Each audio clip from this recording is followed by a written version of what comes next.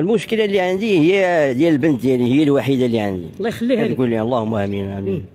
ملي كتقول لي راني ابابا راه مشيت نصلي التراويح، انا غادي نمشي نصلي التراويح، وهي ما كتمشي تصلي، واقيلا ما كتمشيش تصلي التراويح، كتمشي تدور مع البنات.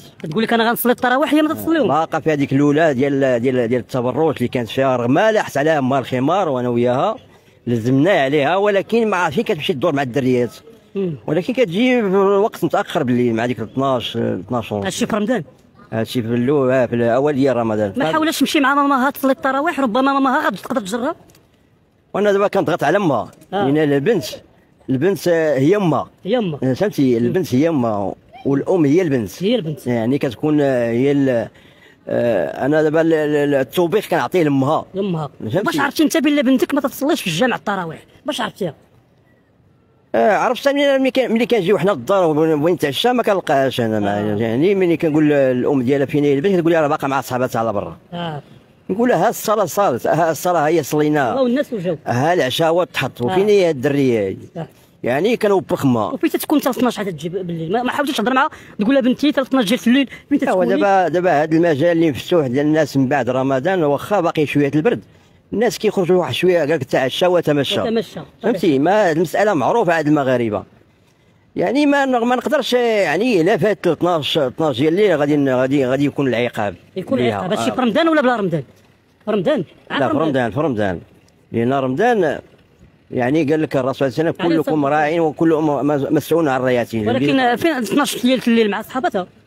غالبا مع الدريات ولكن غير صحاباتها اللي قراب ديال الجيران، ماشي شي حاجه اللي بعيده. واش ما قالت لكمش البنت بانني انا مع صحاباتي تمشي نصليو التراويح ربما تكون تتصلي لا؟ ودابا هذه امها كتكذب عليا، كتقول لي راه صلات معايا، وهي راه ما صلاتش. واحد ما وليت كنراقب تما ياك ملي كتخرج من امها من المسجد ديال النساء كتجي بوحدها. قلت لك ولا فين الدري، كتقول لا راه صلات معايا، راه مشات عند صحاباتها. فهمتي. ربما تقدر تكون ما صلاش واحد 4 ركعات ولا 2، وربما خرجت عند صحاباتها. وشوف قال لك كل بصير عن نفسه. فهمتي، كل انسان بصير عن نفسه. ما تقدرش يعني فهمتي، يعني تحضي واخا تكون يعني المسؤوليه. فهمتي، هادشي ديال النساء. شحال بعمر بنتك؟ عندها 21 سنه. مازال صغيره واخا؟ لا عندها 20 سنه. 20 سنه راه مازال خصك تقرب ليها انت الاب ديالها، يعني خصك تقرب ليها وتخرج انت وياها وتعاود انت وياها وتهضر انت وياها. لا وليت كنخرج معها، ملي لاحت عليها الخمار يعني تشبهت بامها. يعني راه الحمد لله هذه نعمه.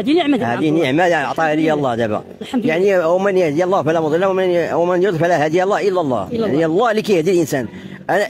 انا كنت كندعي مع بنتي في السجود والله استجب ليا الحمد لله. ما حاولتيش تقول لها بنتي فين تتمشي الناس يصليو التراويح وانت ما تلقاكش التراويح؟ لا حاورتها غير هذه اول البارح نهار الخميس. جلست معاها ملي فطرنا وصلينا وجلسنا بغينا نشربوا اتاي انا وياها وامها.